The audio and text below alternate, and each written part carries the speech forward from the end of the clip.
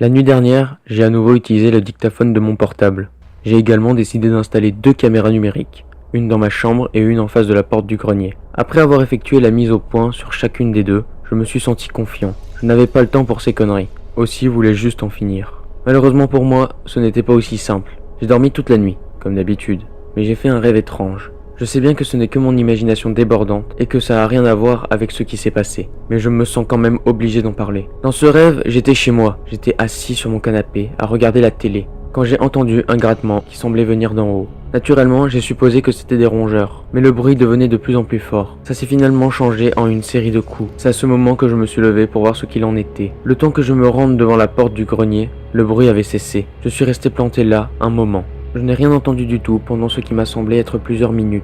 Puis, sans crier gare, un cliquettement brisa le silence. C'était le peigne qui s'était déverrouillé tout seul. Et c'est là que je me suis réveillé. Comme je l'ai dit, ce n'était qu'un rêve bizarre, sans importance par rapport à ce qui se passe.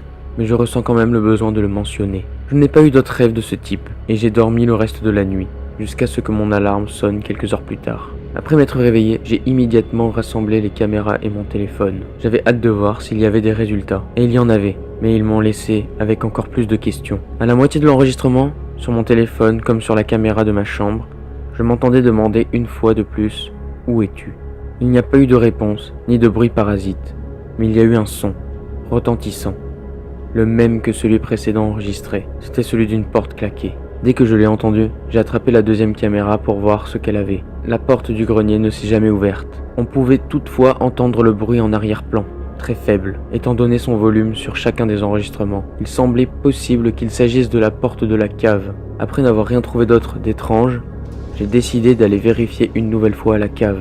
Avec un mélange de nervosité et d'adrénaline, j'ai couru jusqu'à la porte et je l'ai presque défoncée en l'ouvrant. Je me suis précipité en bas de l'escalier et j'ai allumé la lumière. Ça commençait à me gaver de penser que quelqu'un se fichait de moi. Cependant, lorsque la pièce s'est illuminée, elle n'avait rien d'autre à offrir que ce spectacle familier de cave vide, complètement vide.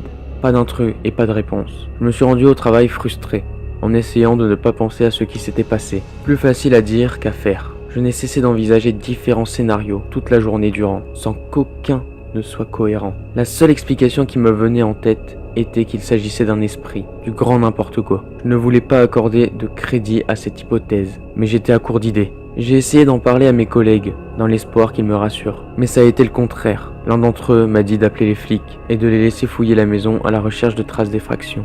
Un autre m'a conseillé d'aller chez un ami. Bill m'a dit d'abandonner la maison et de m'enfuir dans les collines. Il blaguait bien sûr, mais ça ne m'a pas rassuré pour autant.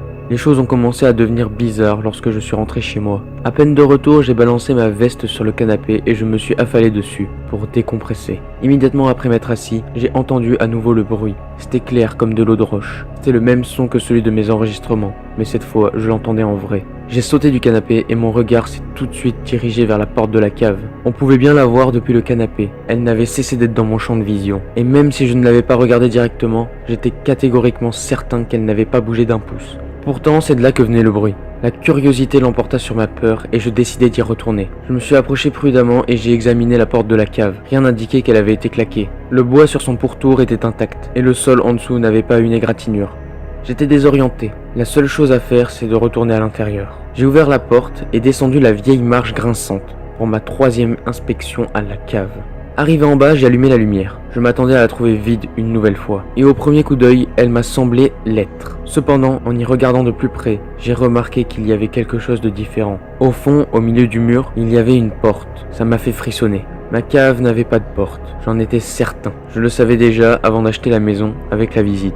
Il n'y avait pas non plus de porte les 2 dernières fois. Ça n'avait pas une once de sens. Je m'en suis approché, abasourdi. Je ne savais pas d'où elle venait, mais je savais qu'elle était à l'origine de ces bruits. Il n'y avait aucune autre explication. Alors que je m'approchais de cette absurdité, j'ai remarqué quelque chose qui m'a donné la chair de poule. J'ai reconnu le bois, le style et la peine. C'était la porte du grenier.